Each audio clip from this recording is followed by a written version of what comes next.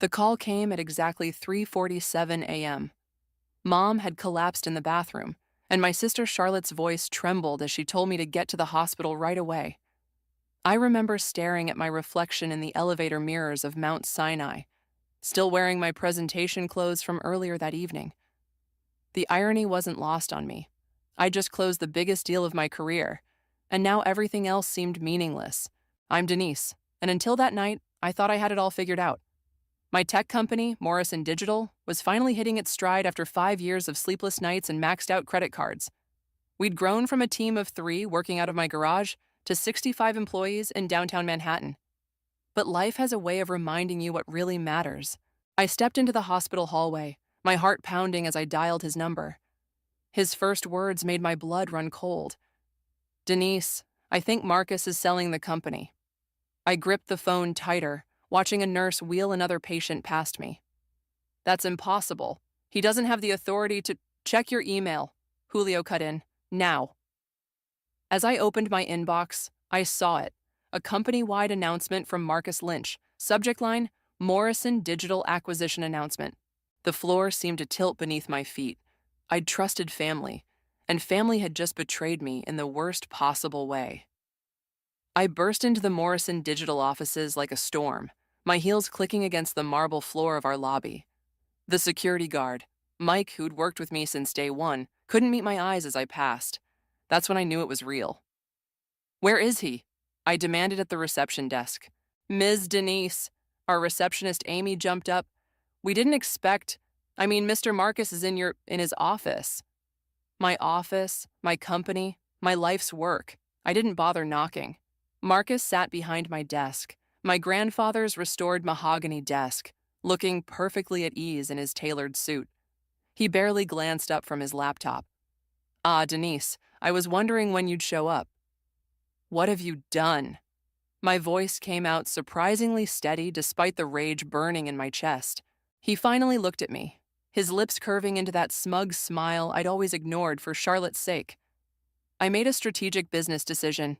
The acquisition will be finalized next week. The shareholders are thrilled." "You had no right—" "Actually," he cut in, pulling out a document from his drawer, "I had every right. Remember this?" He slid the paper across the desk. "You signed full temporary executive powers over to me, including, as clearly stated in Section 4.3, the authority to negotiate potential sales or mergers." I snatched up the document, scanning the fine print I'd foolishly skimmed while rushing to get to Mom's bedside. He was right. I'd signed away everything.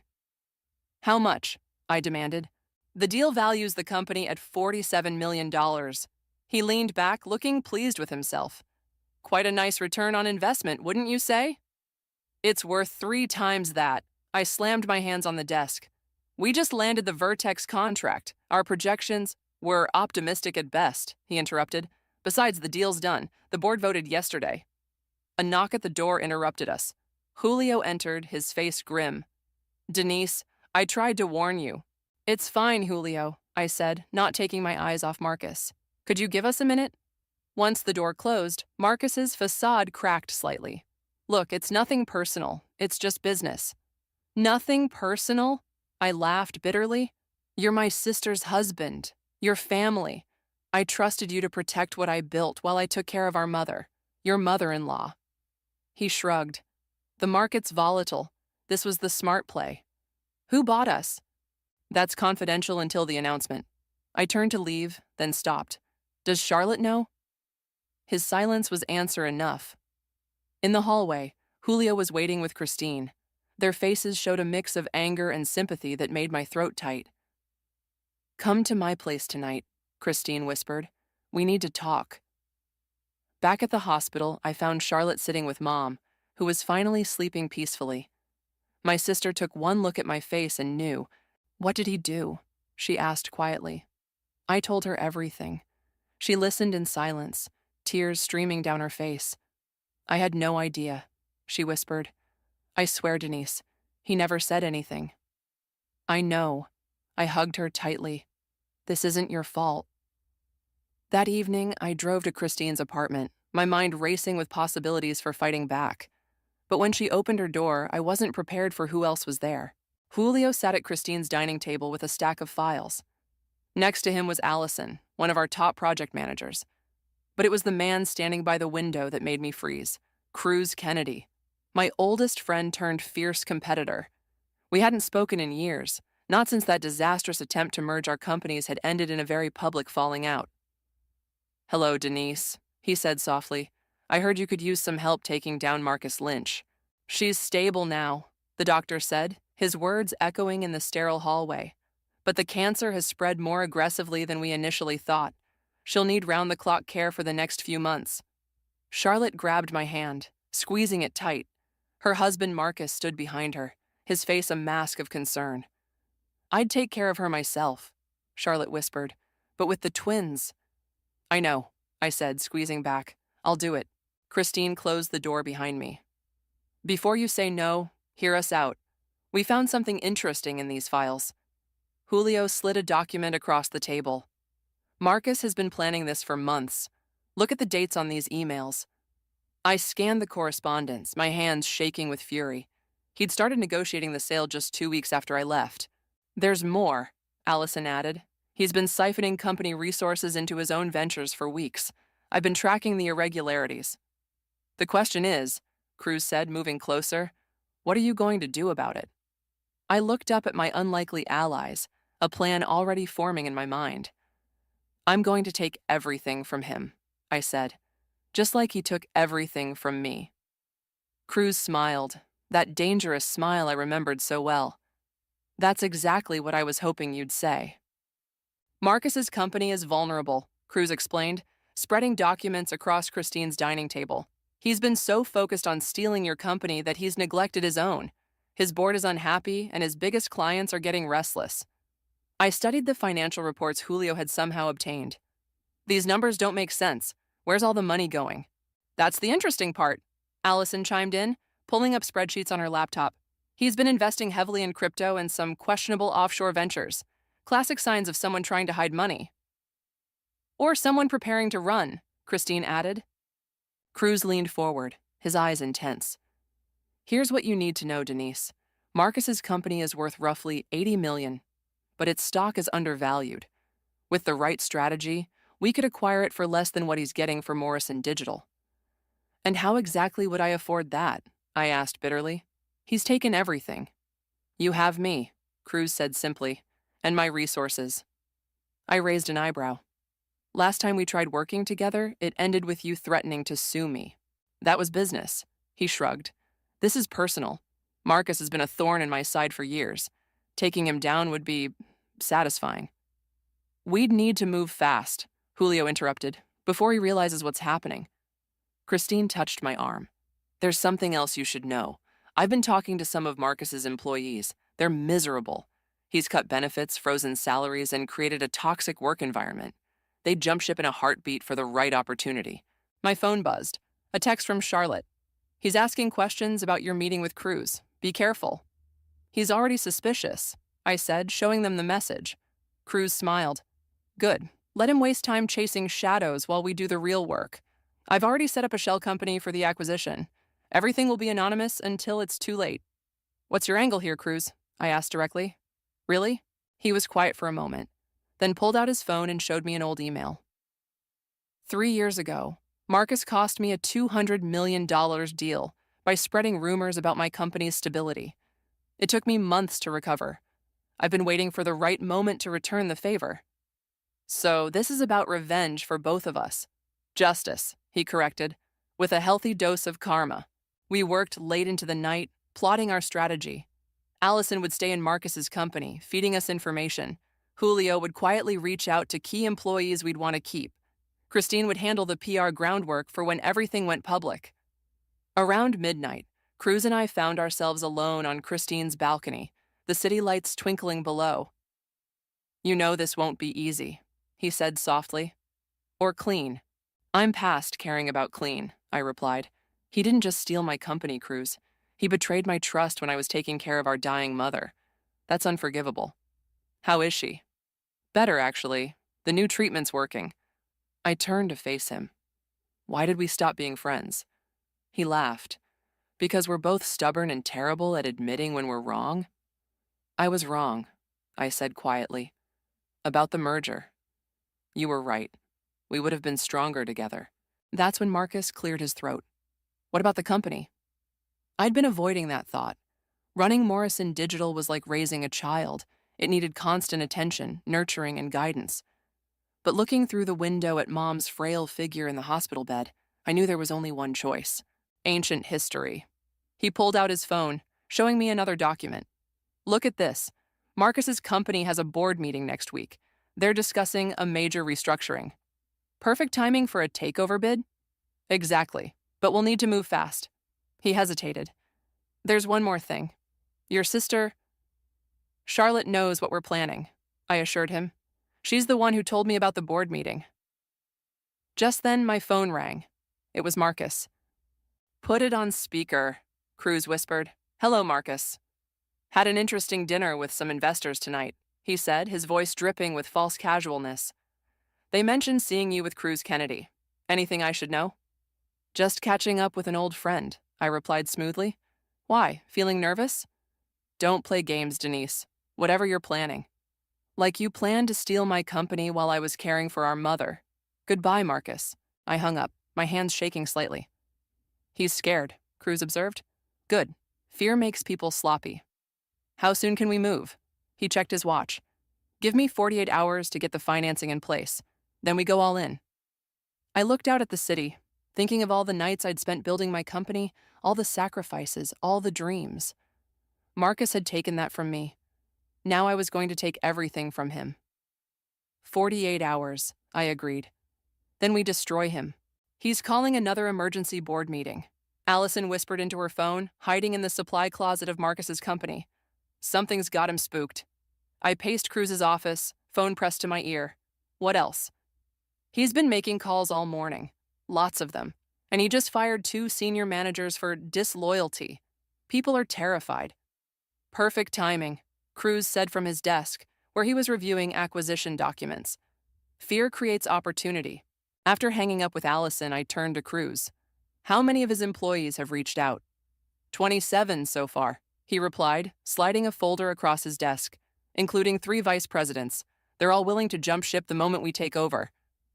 A knock at the door interrupted us. Christine entered with Julio, both looking excited.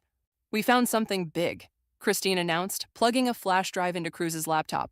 Marcus has been falsifying reports to his board. The company's actual value is nearly 30% lower than what he's reporting. Julio pointed to specific numbers on the screen. Look here. He's been counting future contracts as current assets. Classic cooking of the books. This is exactly what we need, Cruz said, studying the data. With this information, we can force the board's hand.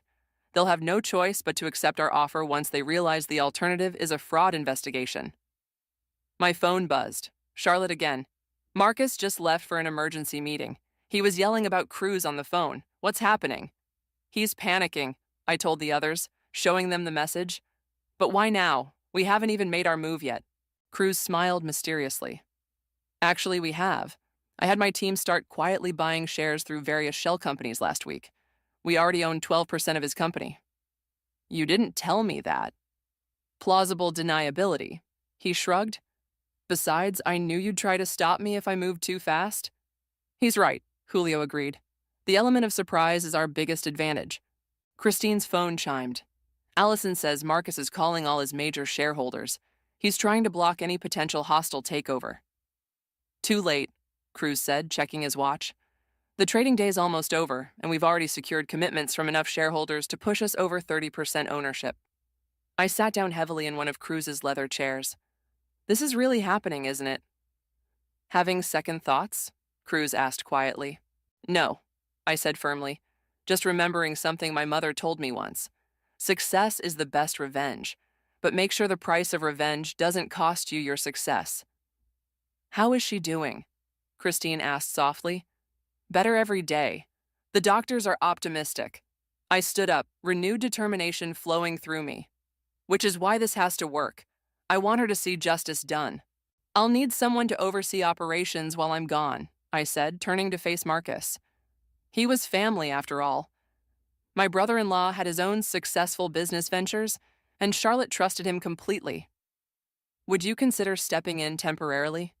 His eyes lit up, though he tried to hide it. Of course, anything for family. I'll make sure everything runs smoothly. Julio's phone buzzed this time. It's happening. Marcus just announced layoffs. 20% of the workforce effective immediately. He's trying to cut costs to make the company look more profitable, Cruz explained.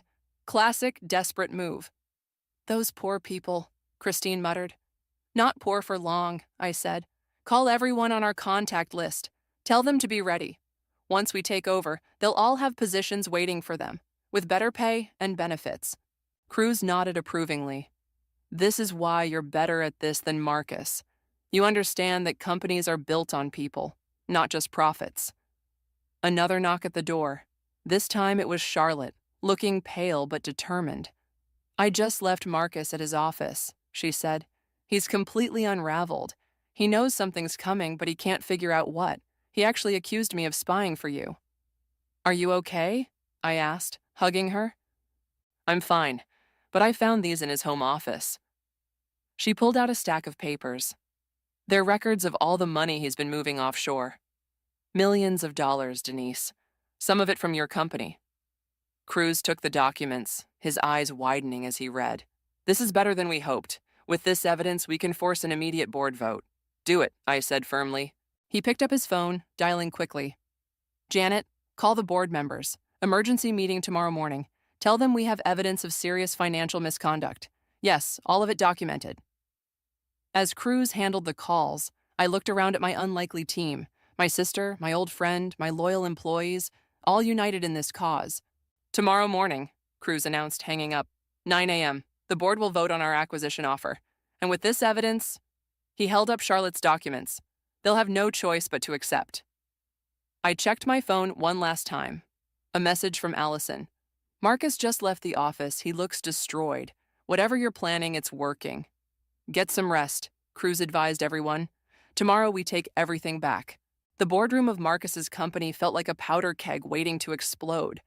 I sat between Cruz and Christine, watching Marcus pace at the head of the table.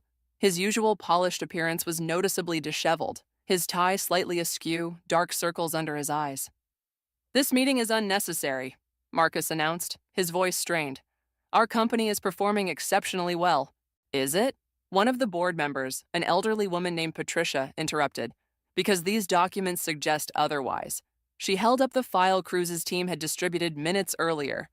Those numbers are, Marcus started. Accurate, Cruz cut in smoothly, standing up. And there's more. We've uncovered evidence of systematic financial misconduct, including unauthorized offshore transfers and falsified earnings reports. The board members began murmuring among themselves. I could see the color draining from Marcus's face. Who exactly are you to make these accusations? Marcus demanded. Cruz smiled. As of this morning, our investment group owns 34% of your company's shares, and we're here to present an acquisition offer. This is ridiculous, Marcus sputtered. You can't. Actually, we can, I said, standing up beside Cruz. And we have proof of every illegal transaction you've made in the past 6 months, including the money you embezzled from Morrison Digital. Marcus's eyes widened as he finally understood. You're behind this? Karma's a bitter pill, isn't it? I kept my voice steady, professional. Now, shall we discuss the terms of our offer? The next 2 hours were a blur of presentations, questions, and increasingly heated discussions. Cruz laid out our proposal while I watched Marcus slowly crumble. Every time he tried to object, another board member would point to another damning piece of evidence. This is the best option for everyone, Cruz explained. Our offer is fair, considering the company's actual value, and we're prepared to protect all current employees' positions. The next morning, I called an emergency meeting with my executive team. Julio, my head of operations, looked particularly concerned. 3 months is a long time, Denise. Are you sure about this? Marcus knows what he's doing, I assured them, though something in my gut twisted as I said it. He'll consult me on any major decisions. Nothing will change. Except yours, of course, I added, looking directly at Marcus. Patricia cleared her throat. I move that we vote on the acquisition offer immediately. I second that motion, another board member quickly added. Marcus made one last desperate attempt. You can't trust them. This is a personal vendetta. Denise is just angry about... About you stealing my company while I was caring for my dying mother? I interrupted. Yes, I am. But this isn't about anger, Marcus. This is about justice. The vote was unanimous. Marcus stood frozen as his board members signed the preliminary acquisition agreement one by one. You'll be hearing from my lawyers, he threatened weakly. I look forward to it, Cruz replied. I'm sure they'll be very interested in these offshore account records. As the board members filed out, Allison slipped into the room. The employees are gathering in the main conference room as requested. Perfect timing, I said. Ready to address your new team? Cruz gestured to the door. Ladies first. The main conference room was packed with nervous employees. I recognized many faces from my research. Talented people Marcus had undervalued and mistreated. Good morning, I began, standing at the front of the room. My name is Denise, and as of 15 minutes ago, I'm your new CEO. The room erupted in whispers. I know many of you are worried about your jobs. Don't be. Not only are all positions secure, but we're also reinstating the benefits Marcus cut and reviewing all salaries to ensure fair compensation. The tension in the room visibly lifted. One more thing, I continued. We're implementing an employee stock ownership program. Everyone in this room will have the opportunity to own a piece of this company's future success. The whispers turned to murmurs of approval. Ms. Denise? A young programmer raised his hand. What about our current projects? All viable projects will continue, Cruz answered from beside me, but with proper resources and support this time. After the announcement, Christine pulled me aside. Marcus is in his office packing his things. Charlotte's with him. I found them in what used to be Marcus's corner office. Charlotte stood by the window while Marcus shoved items into a box. Come to gloat? He snapped when he saw me. No, I replied calmly. I came to give you this. I handed him an envelope. He opened it, his hands shaking slightly. What is this? A chance to avoid prosecution, I explained. Sign over any remaining claims to Morrison Digital, and we won't pursue legal action for the fraud. Charlotte turned from the window. Take the deal, Marcus. It's more than you deserve. He looked between us, defeat finally settling over his features. Without a word, he signed the papers. As he walked past me toward the door, he paused. You've destroyed everything I built. No, Marcus, you did that yourself. I just finished what you started. After he left, Charlotte hugged me tightly. It's really over? Almost, I said, looking around at what would soon be my new office. We still have to rebuild, but this time, we'll do it right. He's been spotted at the airport, Julio reported, bursting into my new office. Private terminal. I looked up from the stack of financial records I'd been reviewing. Is he alone? No, he's with some guy in a suit. Looks like a lawyer. Cruz, who'd been reviewing contracts at my conference table, immediately pulled out his phone. I'll alert our legal team. He's probably trying to move the offshore money. Too late, Christine said, walking in with her laptop. I just got confirmation from our banking contacts. The accounts are frozen pending investigation. I should have felt triumphant. Instead, a strange heaviness settled in my chest. Has anyone heard from Charlotte? She's at your mom's, Christine replied softly. Said she needed some time? My phone buzzed, a text from an unknown number. You'll regret this. Watch your back, M. Cruz read the message over my shoulder and immediately called security. Double the guards at all entrances and get someone to trace that number. He's desperate, I said, trying to keep my voice steady. Desperate people do stupid things. Ms. Denise? Allison appeared at the door. The development team is waiting for the project review meeting. Right. I stood up, straightening my jacket. Back to actually running a company. The meeting room was packed with developers, all looking nervous but hopeful. As I listened to their project presentations, I couldn't help but notice how many good ideas Marcus had shot down. After the meeting, Christine, my closest friend on the board, pulled me aside. I don't trust him, she said bluntly. Something about Marcus has always felt off. I sighed, gathering papers from the conference table. He's family, Christine. What's the worst that could happen? Just be careful, she warned. Keep tabs on things. This mobile payment system, I pointed to one proposal. Why wasn't this implemented? A young developer named Sarah raised her hand. Mr. Marcus said it was too risky. But honestly, we think he was selling our payment processing data to competitors. More evidence of Marcus's betrayals. The list kept growing. Halfway through the meeting, Cruz slipped me a note. Marcus boarded a flight to Cayman Islands. Legal team en route to intercept. I managed to keep my focus on the presentations, but my mind was racing. What else had Marcus done that we hadn't discovered yet? After the meeting, I found Julio waiting with more news. We found something in the server logs. Marcus accessed sensitive client data last night. Downloaded everything. Get it to revoke all his access immediately, I ordered, and contact every client on that list. They need to know their data might be compromised. Already done, he assured me. But there's something else. Remember that crypto investment we couldn't trace? It was used to buy shares in our biggest competitor.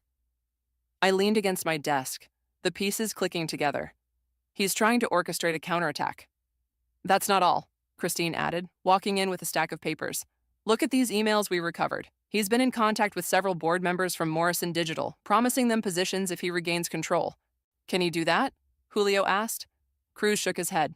Not legally, but he could cause enough chaos to tank both companies' stock prices.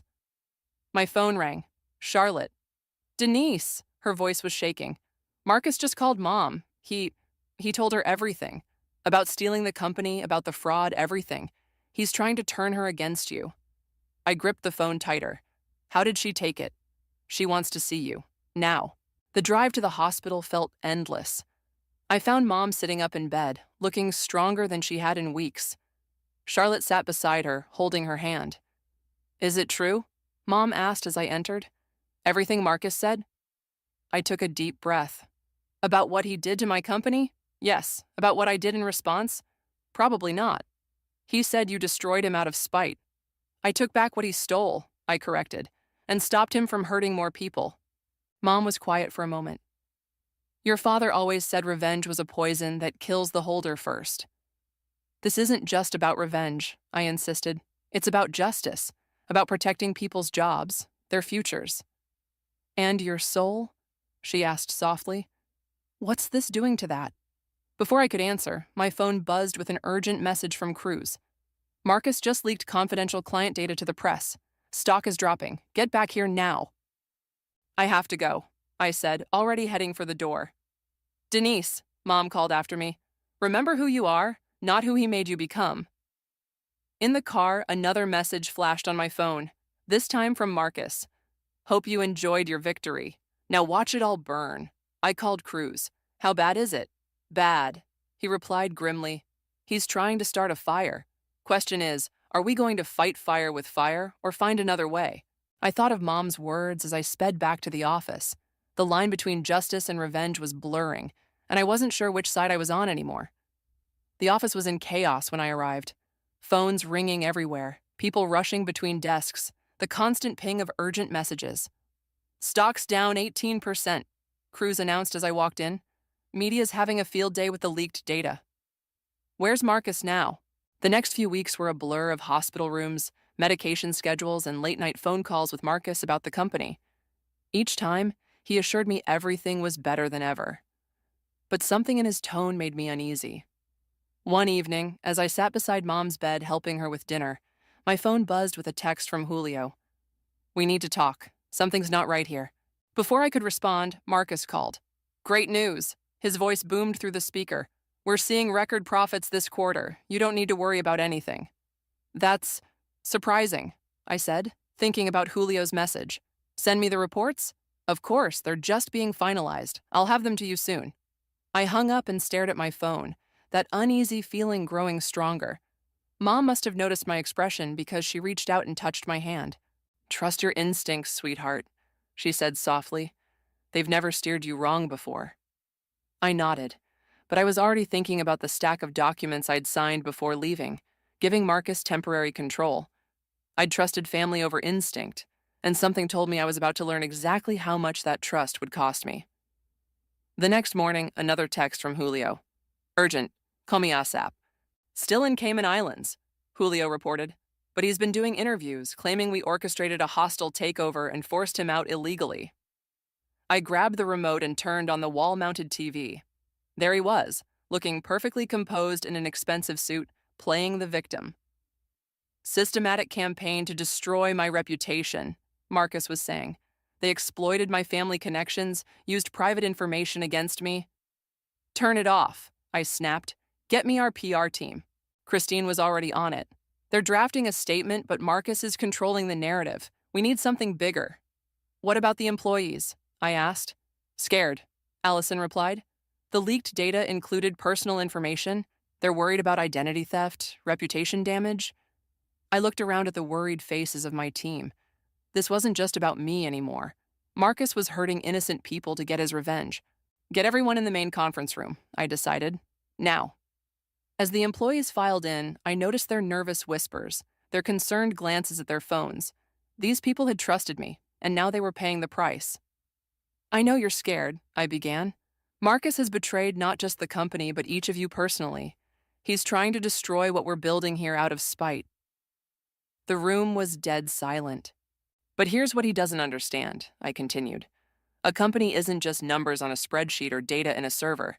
It's people. It's all of you. I nodded to Cruz, who started distributing documents. What you're receiving is a new employment contract. It includes an immediate 10% raise, comprehensive identity theft protection, and legal support for anyone affected by the data leak. All funded personally by my shares in the company. The whispers started again, but different this time. Hopeful. Additionally, Cruz stepped forward. We're announcing a profit-sharing program, backdated to include the last quarter. The checks will be in your accounts by end of day. A young developer stood up. But what about the stock price? Our options are underwater now. We're instituting a one-time option repricing, I explained. You won't lose a penny of potential value. We take care of our own. The mood in the room shifted palpably. I could feel the energy changing. One more thing, I added. I'm sure you've seen Marcus's interviews. He's painting himself as a victim, but we have proof of everything he did. The question is, do we release it? Silence again. If we do, it guarantees criminal charges. He'll likely go to prison. The company's reputation might take another hit. If we don't, we focus on rebuilding, on proving him wrong through our success. It's your call, Cruz said quietly. But whatever you decide, we're behind you. I thought about Mom's words about revenge and poison, about Marcus's desperate attempts to hurt more people. Get me a microphone, I said. We're doing a live stream, right now. 20 minutes later, I sat in front of a camera, facing not just our employees, but thousands of viewers online. My name is Denise, and I want to tell you a story about trust, betrayal, and choices. I laid it all out, every detail of what Marcus had done, backed up with documents displayed on screen. But I also talked about the employees he'd hurt, the lives he'd disrupted. We could release proof of criminal activity right now, I said, looking directly into the camera. But we won't, because unlike Marcus, we understand that business isn't about destruction. It's about creation, about building something meaningful. The viewer count kept climbing. So Marcus, if you're watching, keep your interviews. Keep trying to burn it all down. We'll be here, building it back up, stronger than ever. I announced our new employee programs, our commitment to ethical business practices, our plans for growth. The stock price started ticking up in real time as I spoke. After the stream ended, Cruz showed me his phone. Look at this. Blarsh Trust Denise is trending. The narrative's shifting. My phone buzzed. A message from Charlotte. Mom saw your stream. She's proud of you. So am I. Then another message came through from Marcus. This isn't over. I showed it to Cruz, who smiled. Actually, I think it is. Look. Breaking news flashed across the TV screen.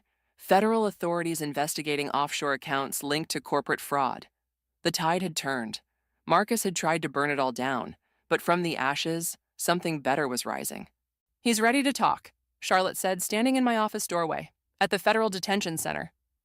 I looked up from the quarterly reports I'd been reviewing. Our stock had not only recovered, but hit new highs. Why now? The prosecutors offered him a deal, but apparently he'll only take it if you agree to meet with him first. Cruz, who'd been quietly working at the conference table, closed his laptop. You don't owe him anything. I know, I said, standing up, but I need to end this, for all of us. The detention center was cold and sterile. Marcus sat across from me in an orange jumpsuit, the past month of federal custody evident in his haggard appearance. You look well, he said flatly. Success suits you. What do you want, Marcus? He leaned forward, chains clinking. To understand. You could have destroyed me completely, released everything. Why didn't you? Because I'm not you, I replied simply, and because Mom taught us better than that. He flinched at the mention of Mom. How is she? Cancer-free. No thanks to you. I never meant, he started, then stopped. That's not true. I meant everything I did. I saw an opportunity and I took it, just like you taught me. I never taught you to steal or betray family. No, he admitted. That was all me. He slid a paper across the table. This is my confession, complete and detailed. The prosecutors get it if you sign this agreement not to pursue additional civil charges. I studied the document. Charlotte told me about the deal they offered you. 5 years instead of 20. He nodded. I'll lose my law license either way. Everything I worked for, gone. Like what you did to me? Yeah, he said quietly. Karma's a bitter pill, right? I signed the paper. This ends now, Marcus. No more games, no more revenge. Why? He asked again. You won. Why show mercy? Because carrying hatred is exhausting, and I have better things to do with my energy. Back at the office, I found the team gathered for our daily meeting. Julio was presenting growth projections that would have seemed impossible a month ago. The employee ownership program is showing amazing results, he reported. Productivity is up 40%. And the new mobile payment system? I asked. Sarah, the developer, beamed. Launch date set for next week. Beta testing exceeded all expectations.